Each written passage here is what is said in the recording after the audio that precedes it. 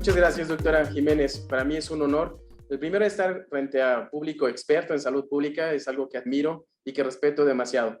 Y lo segundo, que sea portavoz tal vez del trabajo no solamente de las enfermeras aquí del Instituto Nacional de Cardiología, sino prácticamente de las enfermeras a lo largo y ancho del país. Inclusive puedo atreverme de más allá del país en esta cuestión de pandemia por COVID-19, ¿vale?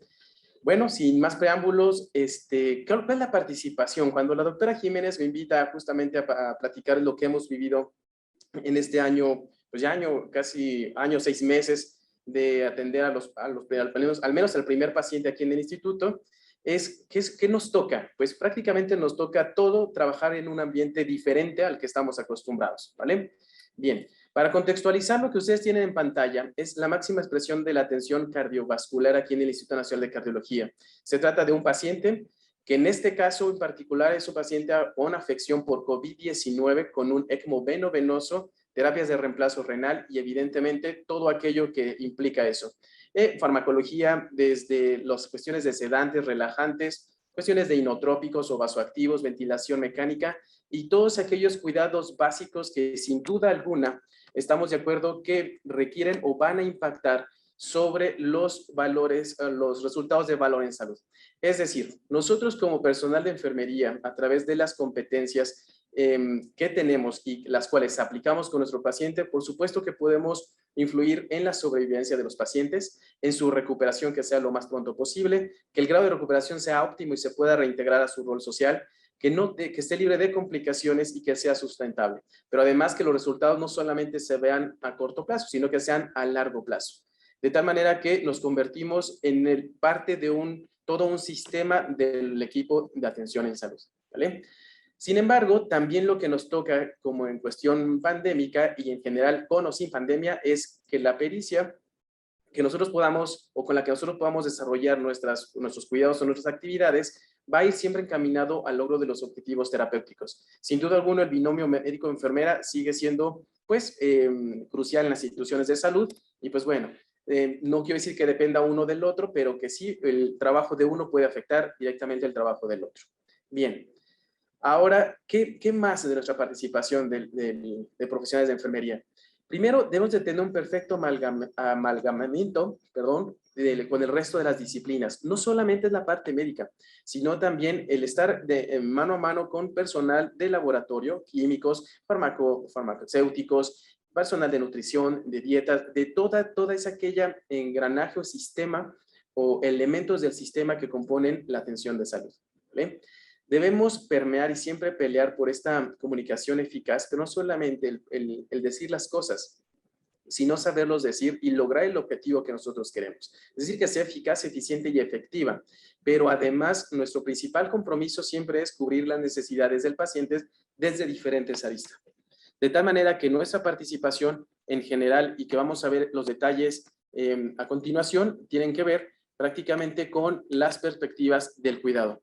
Y nosotros podemos, o prácticamente para fines de esta presentación, puse esas perspectivas en 3 cuestiones. Uno, de establecer o favorecer la estructura, es decir, los entornos donde se va a atender al paciente.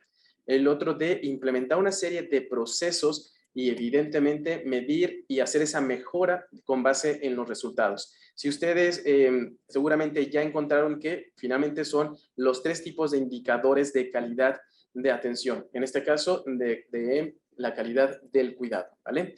Vamos a ver en estos minutos cada uno de estos de manera separada y cómo es que esta pandemia hizo que reforzáramos lazos. Bien, primero, para nosotros poder establecer entornos o ambientes seguros, tanto para el paciente como para el profesional de la salud, tuvimos que desarrollar o mejorar nuestra comunicación con servicios generales. Y se entiende como servicios generales todo aquello que esté involucrado en la atención periférica del paciente, ¿vale? De tal manera que el objetivo justamente de esta comunicación se basaba en crear ambientes seguros.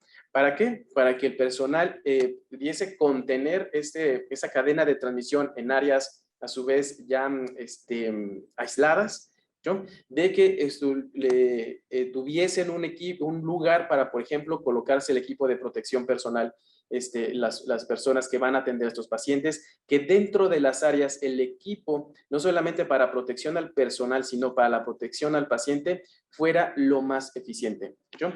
De esto que tuvimos que prácticamente estar negociando.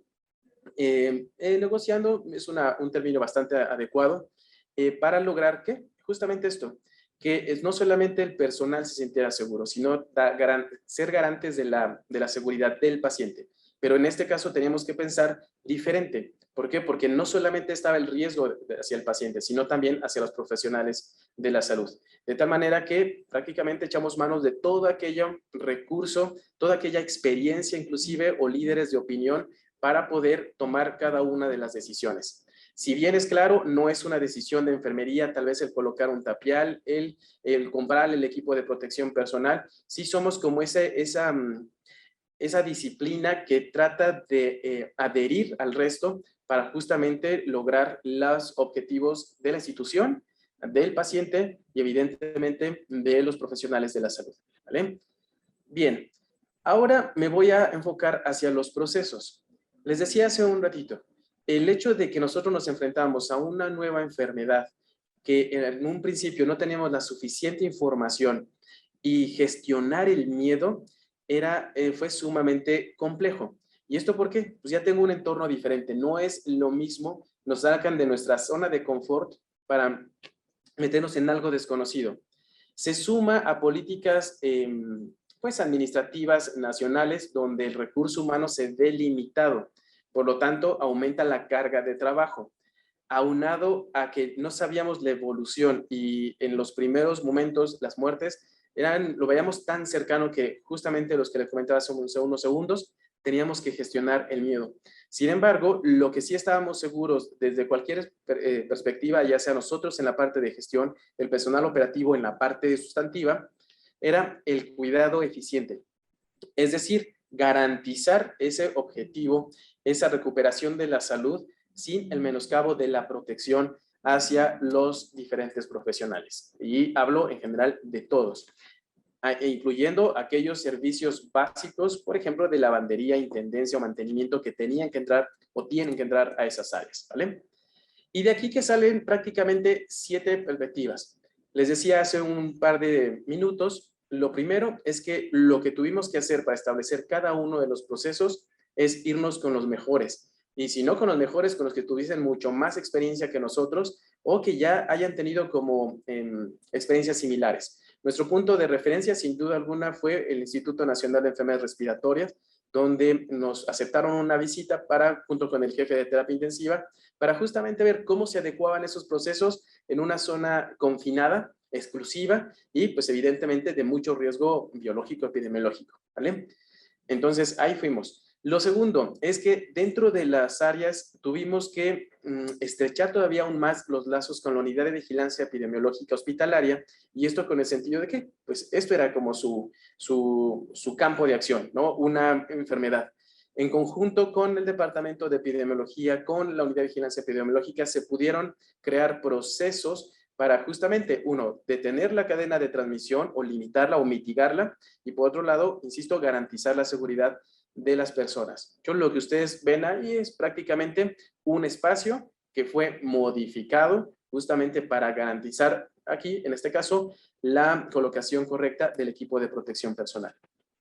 Bien, pero bueno, teníamos una zona confinada con equipo de protección personal. Los que lo hemos vivido ya sabemos que no es fácil o no era fácil en un inicio el entrar con escafandras inclusive o una bata impermeable con guantes, con protección ocular de bioseguridad que se empañaban simplemente a la respiración o por el nerviosismo. Entonces, pues teníamos que transformar o adecuar esos procedimientos que generalmente hacemos en la práctica clínica para hacerlos totalmente compatibles con dos cosas, con el uso de equipo de protección personal y con una zona que está súper confinada y controlada.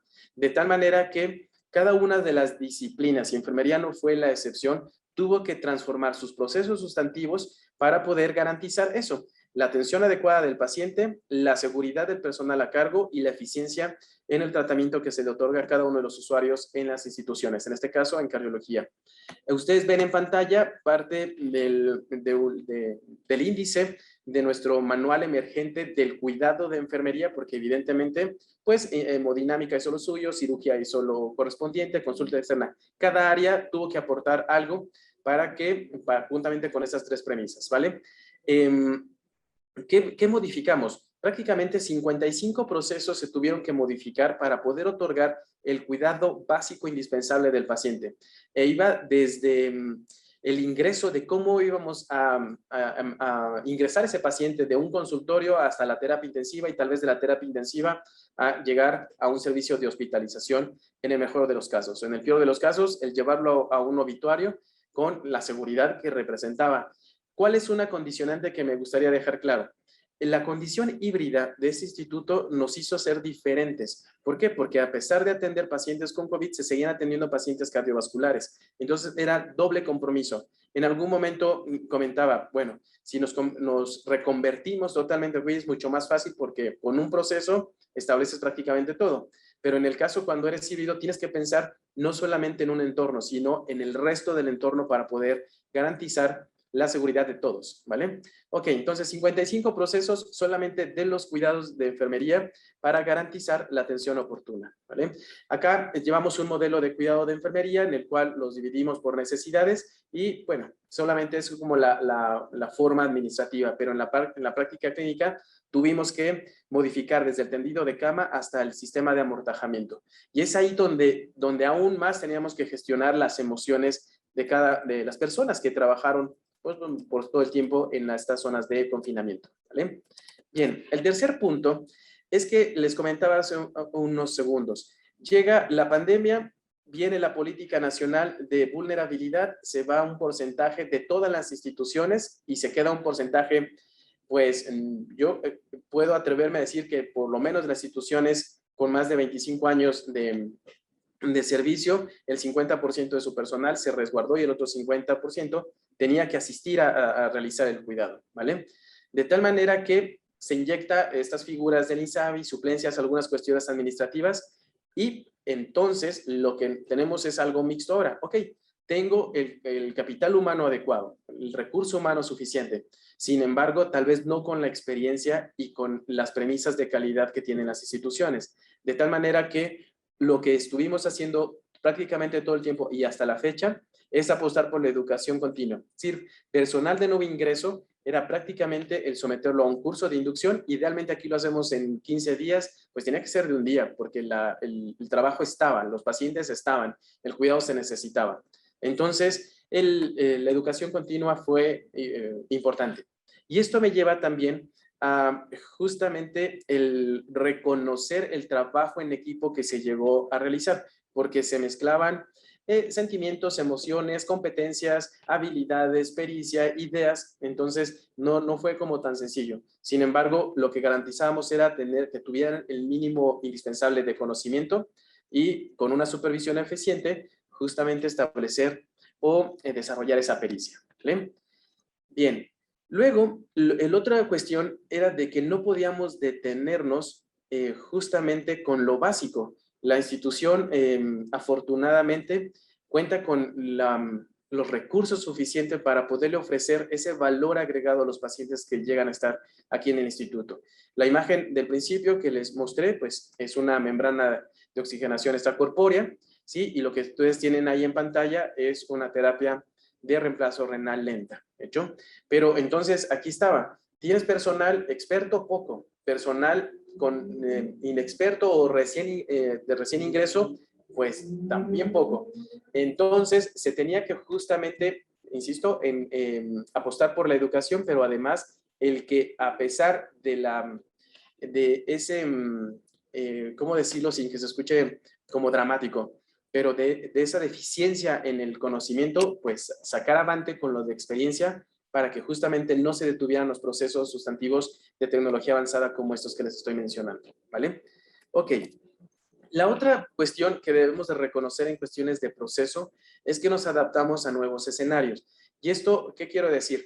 generalmente aquí en el instituto, hablando de la atención o del cuidado de enfermería, nos enfrentamos a esa línea cardiovascular, ¿sí? Una especialidad muy bonita, muy avanzada, que se requiere mucha pericia, por supuesto, conocimiento también y competencia, sin dudarlo.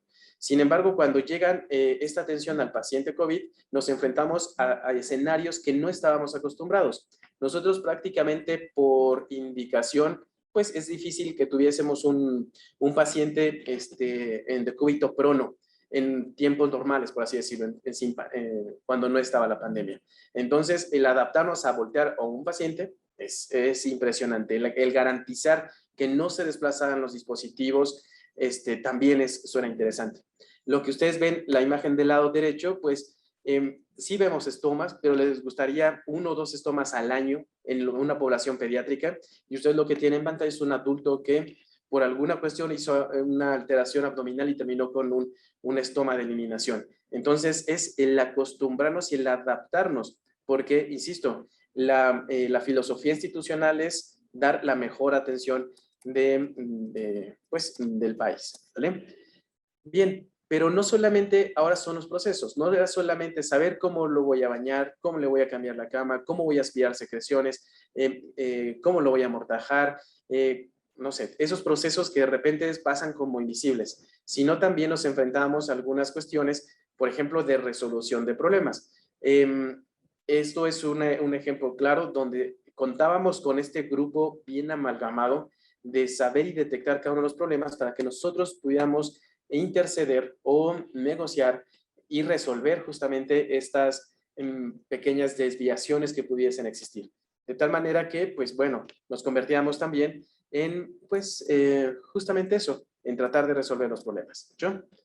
Y finalmente, teníamos que hacer las cosas más fáciles para todos, pero no significa que por ser más fácil teníamos que violentar algunas barreras de seguridad o algunos principios que ya tenemos bien establecido.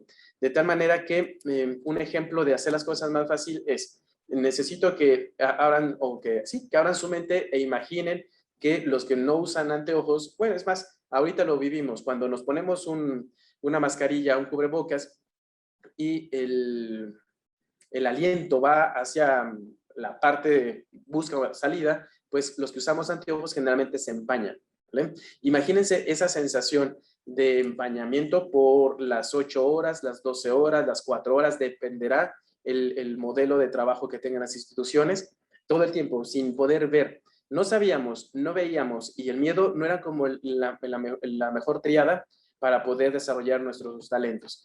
Pero teníamos que dejar registros básicamente de todo, toda la atención o todo el cuidado.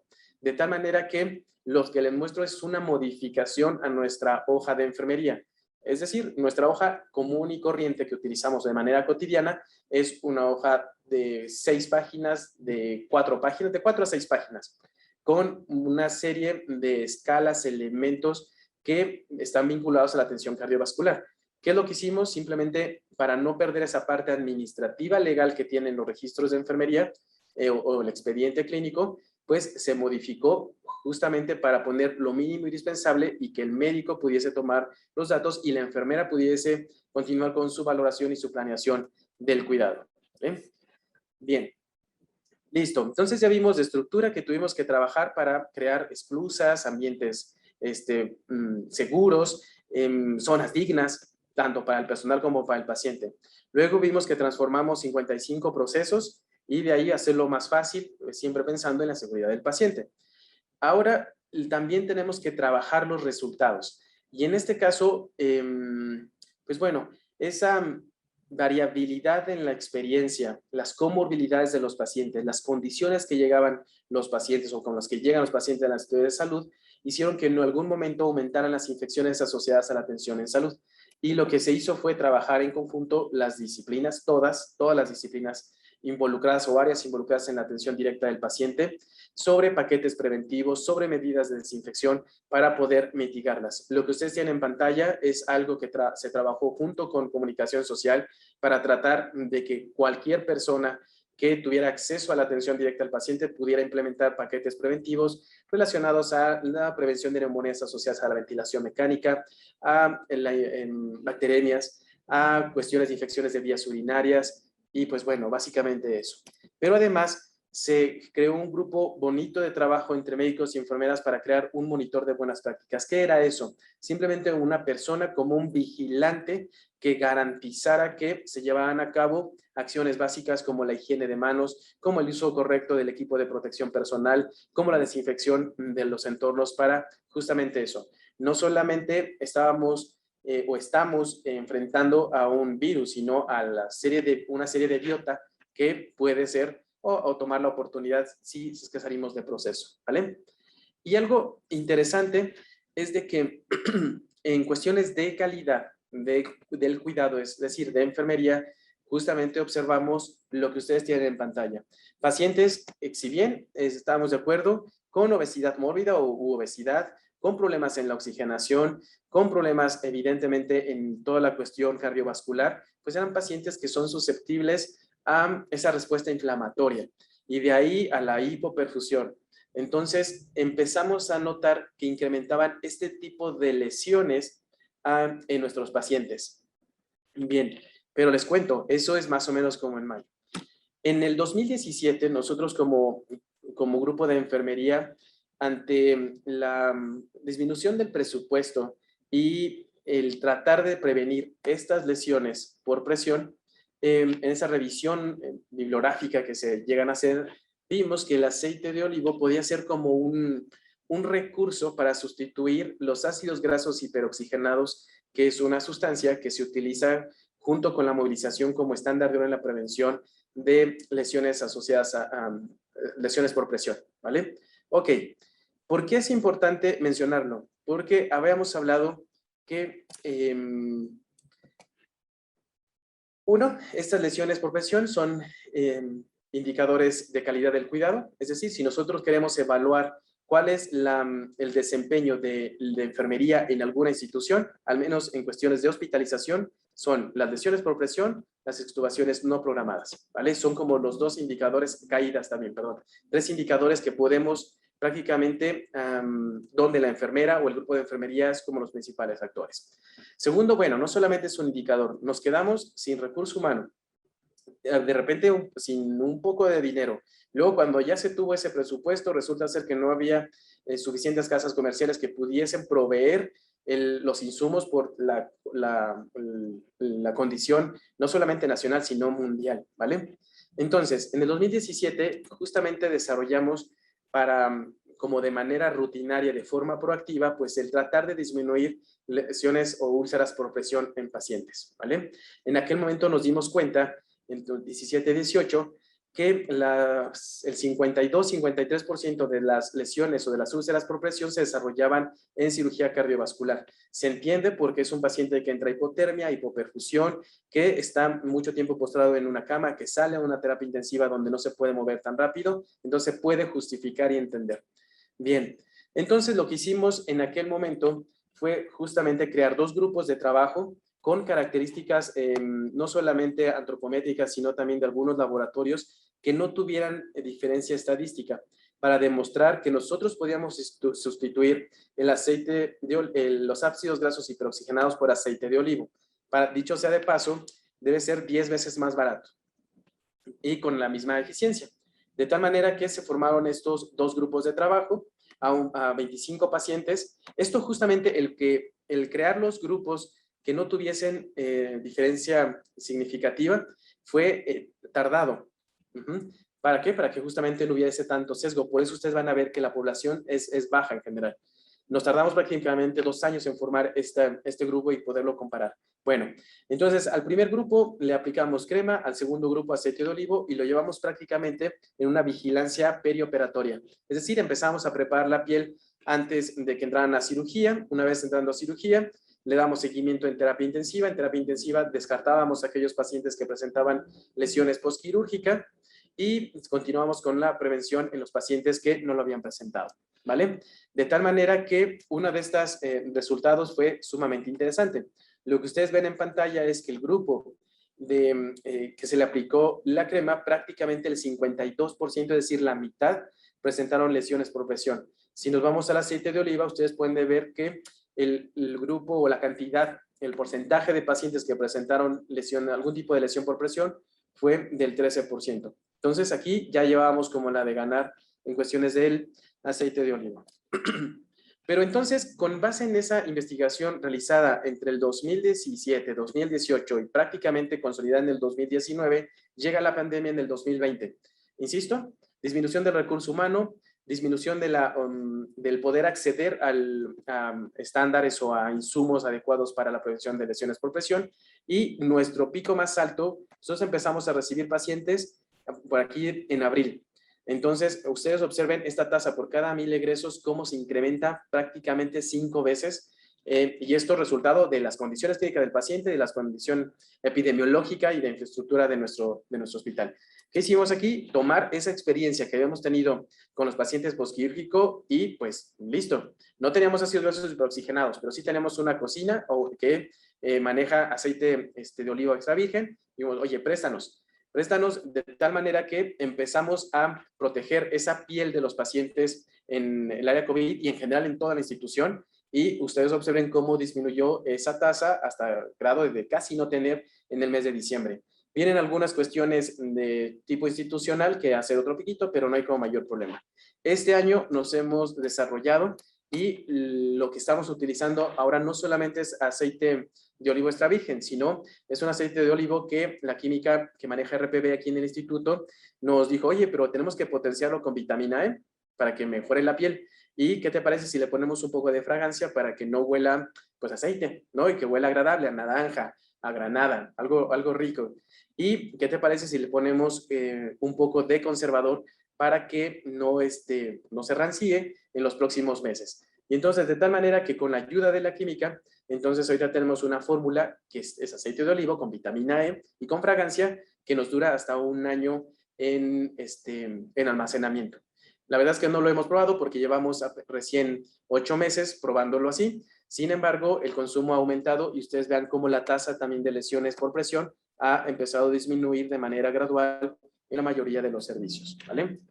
Y así es como de repente nosotros podemos participar en los resultados de atención en salud. ¿Y esto por qué? Porque una lesión por presión sí se desarrolla, les digo, puede ser hasta en 2 horas, pero para que se pueda restablecer esa integridad de la piel sin que haya algún otro riesgo, por lo menos está en 28 días, por lo menos. Entonces, y eso solamente si se daña la primera capa de la piel. Si se dañan más capas, es decir, que llegue hasta el hueso, entonces estamos hablando de meses de tratamiento, ¿vale? Eso implica gasto de bolsillo, implica evidentemente el riesgo de que el paciente pueda infectarse, muchas otras implicaciones. Entonces, esta es como nuestra contribución.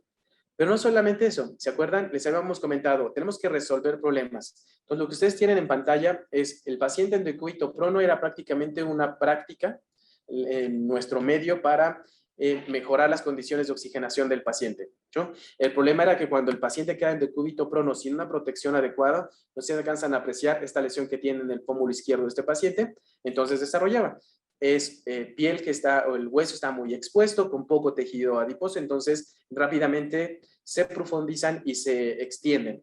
De tal manera que igual un mercadeo, por así decirlo, para ver qué es lo que podía ofrecerse para poder mitigar estas lesiones. Entonces, a través de diferentes departamentos, aquí tanto de la Dirección de Enfermería como el Departamento de Compras, entonces se pudieron conseguir insumos que justamente cambiaban esta evolución de de tener una lesión por presión estadio indeterminado a tal vez estadio 2 o 3, ¿vale? Entonces, ese es como el valor agregado del cuidado sustantivo, ¿vale? Bien, ahora, ¿qué más? ¿Qué otras perspectivas del cuidado? Ya vimos lo que influimos en la estructura, lo de los procesos, en cómo manejamos resultados y así podemos poner muchos ejemplos. Sin embargo, vale la pena que mencionarles algunas otras dimensiones que vemos o que vimos en su momento para que, pues a favor de la salud de las personas. Lo que ustedes ven en pantalla son 3 de las actividades que hacemos hasta el momento de manera rutinaria cuando el paciente egresa del Instituto Nacional de Cardiología. Es decir, por protocolo, por indicación médica, hay pacientes que se van con anticoagulantes. Este anticoagulante puede ser vía oral. Entonces, lo que hace un grupo de enfermeras es justamente platicar con los cuidadores primarios para que justamente reconocer, bueno, de qué se trata el anticoagulante, cómo se debe de consumir, cuáles son los datos de alarma, ¿vale? En la segunda imagen que ustedes tienen es que no todos los pacientes se van con anticoagulante vía oral, algunos llevan a la medicación subcutánea.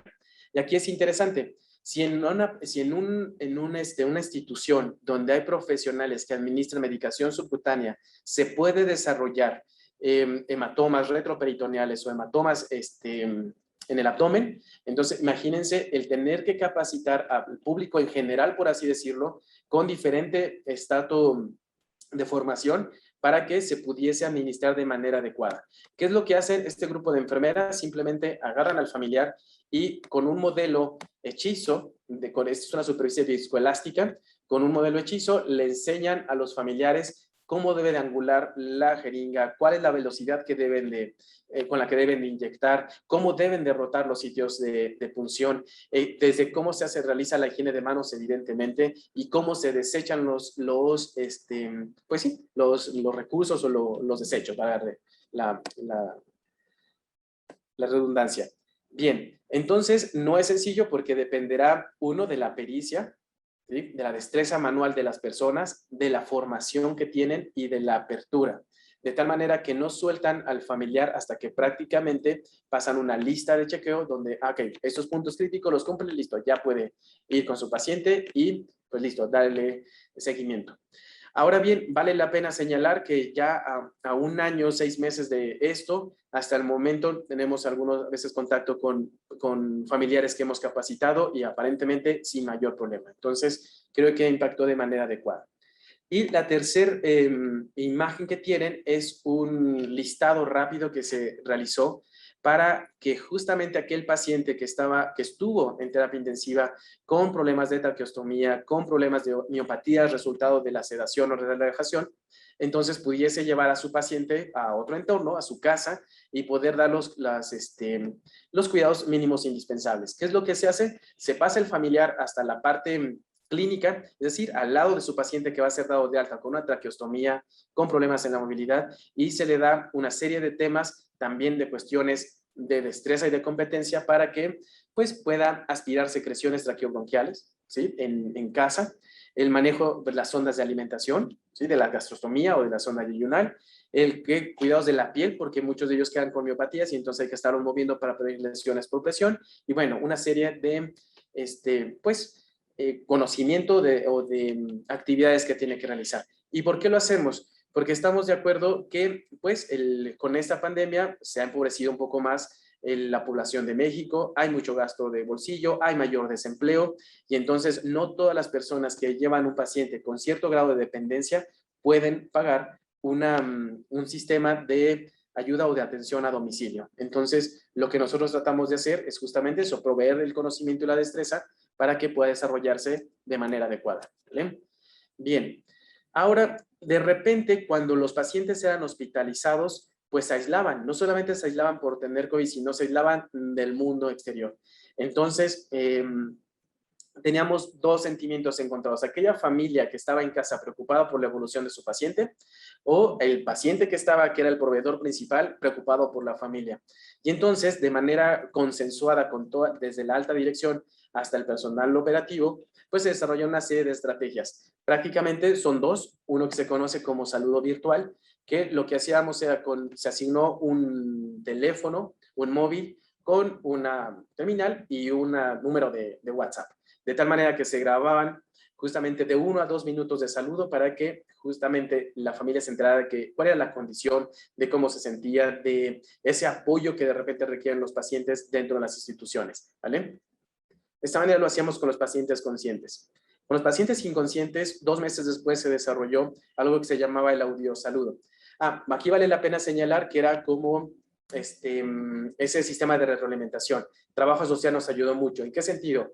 El personal de enfermería agarraba, aplicaba el saludo virtual, lo mandaba a un WhatsApp de la trabajadora social, por aquello del manejo de datos, la trabajadora social se lo mandaba a la familia lo recibía. Si la familia quería regresar el saludo para que también tuviera el contexto, pues entonces lo regresaba a trabajo social y trabajo social hacia la parte a los servicios. ¿De hecho?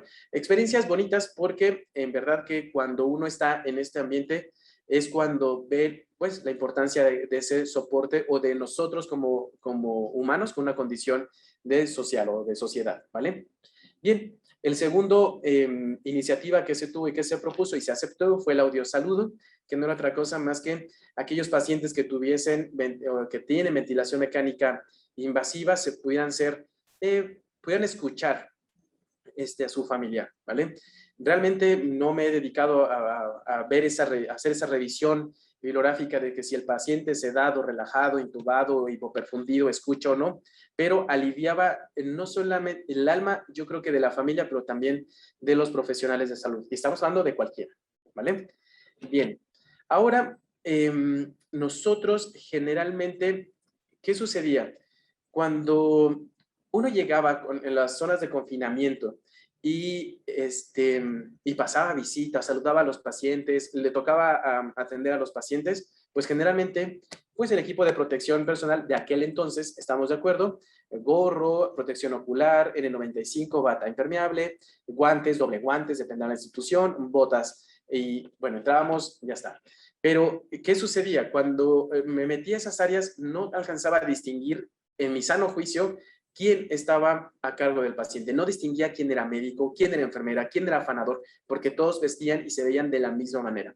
Los gorditos nos vemos flaquitos, los flaquitos se veían gorditos, y entonces pues era un descontrol. Y si eso pasaba con nosotros, entonces imagínense aquel paciente que está viendo nuestro desempeño, pero además que estamos interactuando con él. Muchos de ellos nos reconocían por la voz. Muchos otros pues ni sabían quién los había atendido, ni cómo los había atendido. Entonces, la iniciativa que se tuvo de la misma manera con las autoridades fue pues el crear estas fotografías que ustedes ven en pantalla de los que entraban o los estaban asignados a esa área. De tal manera que el paciente por lo menos pudiera ver el rostro de la persona que lo estaba cuidando. Insisto, esto no solamente eran actividades que aliviaban al paciente, sino también muchas veces a los trabajadores de la salud, ¿vale? Y respecto a eso, entonces vale la pena que señalar que como grupo nunca dejamos solamente esto a los pacientes, solamente preocúpate por los pacientes o al revés, solamente preocúpate por tu equipo de trabajo. Lo que hicimos fue prácticamente tratar de proteger también al profesional de la salud. Se hicieron carteles con la colocación y retiro del equipo de protección en aquel entonces. Ese que ustedes tienen a la derecha, una serie de recomendaciones para evitar las lesiones secundarias al equipo de protección personal. Ustedes vieron muchas fotografías en el mundo de cómo salían pues médicos, enfermeras, cualquier personal que estuviese en esas áreas de confinamiento con lesiones graves. Afortunadamente, con la ayuda de clínica de heridas y con comunicación social se podía hacer llegar estos panfletos o estas recomendaciones de qué usar, cómo usar para la prevención de lesiones. Y créanme que no tuvimos lesiones graves así de perder la integridad de la piel. ¿De hecho? Y finalmente, estamos de acuerdo con las 2 sesiones previas a la mía que vieron muchas cosas de salud mental. No fue fácil para las personas. Ahora ya estamos un poco más adaptados, tal vez con menos miedo, eso vale la pena señalarlo. Y entonces lo que se generaron, no tengo imagen de eso, fue salas de salud mental, es decir, que las personas que estaban en el área de confinamiento salieran, se sentaran en un sillón cómodo, que tuvieran acceso tal vez a algún dulce, a alguna botana, tuviese una televisión para ver, despabilar y otra vez entrar a trabajar. ¿Hecho? Esto con la idea de que salieran de ese sufrimiento humano. Los que nos hemos metido, sabemos que los pacientes sufren. Ves prácticamente cómo se ahogan. ¿Hecho? Bien. Y la otra iniciativa que tuvo el Departamento de Apoyo Vital, un departamento que vincula esa parte holística, fue el que pues invitara a ministros de las religiones para que vinieran y algunos aventados pues literalmente con la venia de Dios y llegaron a entrar a las áreas de confinamiento y hacer este tipo de ejercicios, no solamente para el profesional de la salud, sino también para los pacientes. Y créanme que era gratificante o ellos se liberaban demasiado, ¿vale? Y entonces, prácticamente para finalizar, la participación de enfermería en la respuesta ante la pandemia del COVID es cuidar lo básico, ¿vale? Desde lo básico, que es aspirar las secreciones, realizar un baño en un paciente, darle cambios de posición, hasta el cuidar tal vez una biobomba, ¿sí? Un equipo de terapia de reemplazo renal, ventilación mecánica, y siempre todo a favor de los pacientes, ¿vale? Evidentemente, sin descuidar pues que somos parte de un sistema y que todos tenemos que cuidarnos con todos, ¿vale? Y bueno, esta última diapositiva o imagen que tienen en pantalla es justamente un pensamiento que recién nos acaba de dejar un paciente hace un mes, donde dice: ningún hombre por sí mismo existe. La grandeza de ser y estar se obtiene desde el compartir. Gracias por compartir conmigo su vocación, su amor por la medicina, detonado en sus manos, por mantenerme aquí, por fortalecer mi conciencia para observar con mayor claridad la nobleza, la humildad, la unidad y la bondad en los seres humanos, la verdad en mí. Constantemente escuché en voz de las enfermeras que volvían a ser. Lo consiento, lo acepto, porque tengo una segunda oportunidad de estar y porque a la par viví la asistencia que me dio mi madre en mis primeros días. Me bañaron, me alimentaron, me sostuvieron, velaron por mis sueños, sacrificando el suyo, se angustiaron por mí y susurraban a mis oídos para dejarme claro que estaban allí, que yo estaba allí, que estaban conmigo. Hoy, con el semblante de un joven que deja el calor de su hogar por primera vez, me toca despedirme de ustedes, doctores, enfermeras, camilleros, nutriólogos, personal de limpieza, y no puedo dejar de pensar en quienes son parte de la cocina del instituto.